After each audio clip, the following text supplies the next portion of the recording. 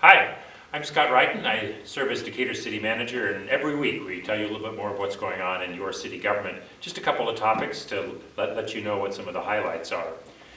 Today I want to talk about the ambulance service. This is not run by the city. In fact, the principal players in this whole process of changing ambulances has been HSHS St. Mary's, which for several years has owned the Decatur Ambulance Service, and the new service that the city has selected through the licensure process to take over, which is called Abbott GMR. I think they're going to be called Abbott EMS, a GMR, operating under that name. The Global Medical Response Company, which is the parent company of Abbott, has public safety and especially ambulance services operating in 40 different states across the United States, and they operate under many different names in different cities. This particular company has a lot of experience even here in the Midwest. They serve, for example, the city of Macomb, Illinois, over in the west. They serve several of the cities in the Metro East area on the Illinois side of St. Louis, Evansville, Indiana, Owensboro, Kentucky, several cities in the Chicago metropolitan area. So they are no stranger to the Midwest and to cities both the size of Decatur and even larger. So they understand the emergency medical service needs of a community just like Decatur. This transition is happening comparatively rapidly. It was only at the end of June that HSHS St. Mary's gave notice to the city that we would need to begin this process and make it as rapid as possible, because St. Mary's was going to be completely getting out of the business of ambulance, and the company known as Decatur Ambulance Service would eventually cease to exist. We now know that that transition date is going to be on or about October 7th. It's still somewhat tentative, but each week we're more confident that that's actually going to be the switchover date. The date at which it will cease to be Decatur Ambulance Service and will be Abbott EMS GMR moving forward. To facilitate that, the folks at Abbott have had 2 meetings with the employees of DAS to make sure that that transition happens smoothly and that as many as possible of DAS employees are invited to become employees of Abbott. In fact, more than 50 of them have submitted applications for that. Abbott has engaged in good faith negotiations with St. Mary's for the short-term rental of some of their buildings, as well as the acquisition of some of their ambulance rigs.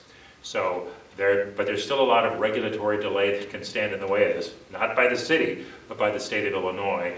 The Illinois Department of Public Health and several other agencies of state government have to approve everything from the company's licensure and their location here in Decatur to the registration of their ambulances and lots of things in between. So we appreciate your patience. The date is perhaps less significant than this, and that is that in all of these negotiations, all of these planning, and all of the work that the ambulance working group that the city has convened has been doing is to make sure that you, the citizens of Decatur, don't see any change other than the name that's on the side of that ambulance.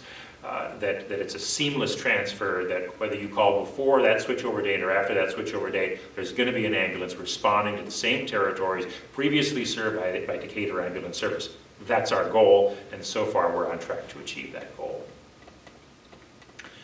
Second thing I want to talk about today is an announcement that was in the local media, one that we've known has been happening for a long time, and anyone who drives out by Mound Road and Brush College Road is seeing that some very large warehouses are being built there. The largest one, 165,000 square foot space, the Cardinal Warehouse at the corner of Garber Church Road in Brush College, and a little bit to the south, recently announced, is a slightly smaller, but still over 100,000 square foot space for the new FedEx facility at the corner of Mound and Brush College Road. Both of these facilities bring new jobs to Decatur, 60 to 70 jobs in the case of the FedEx facility, slightly less than that at the Cardinal facility. And it's a part of a trend that we're seeing here, and that is that warehousing is becoming more of a prospect for economic development in communities like Decatur for a couple of reasons.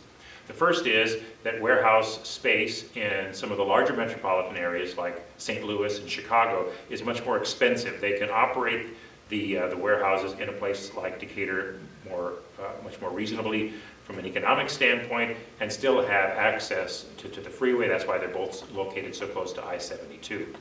From a larger sense, We've all heard about the problems of supply chain, how it affects the availability and the timely delivery of certain products that we need for not only for manufacturing but also for our daily lives.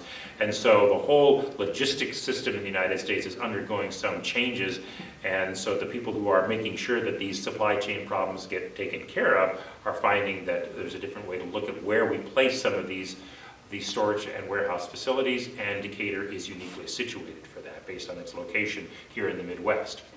Another reason why Decatur is uniquely situated to take advantage of this and several other opportunities that you've heard about in the newspaper and in the media generally, and there's more to come, is because as a historically industrial community, Decatur already has the industrial electric, the industrial plumbing, the industrial HVAC, the transportation, the broadband, the water, the sewer, the heavy support necessary to make sure that manufacturing and assembly and other industrial processes can be successful here in Decatur without us having to wait for it to be built. It's already available. It's always been here.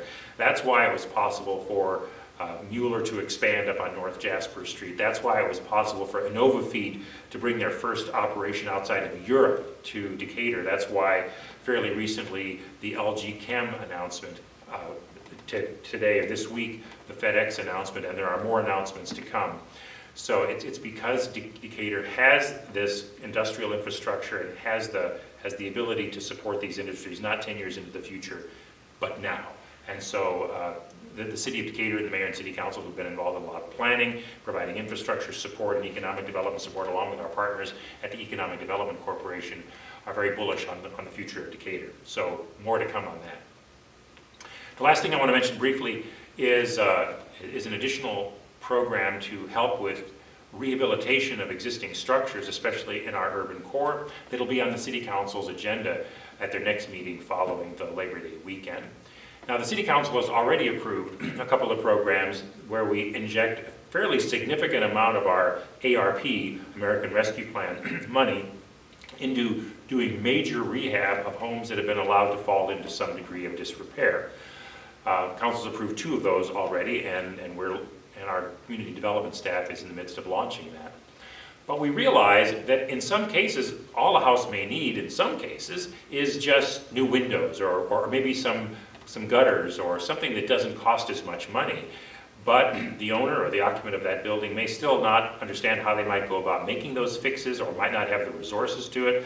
So we are going to be partnering, and this is the recommendation that's going to the City Council next week, is partnering with the Northeast Community Fund, which is very active and certainly has a high visibility presence in dealing with some distressed families and distressed neighborhoods, and they're going to be partnering with us to take that small repair program to residents and to homeowners so that we can catch some of those early signs of deterioration in a house before they become a bigger problem, before they become a bigger investment for the city as well as for private parties.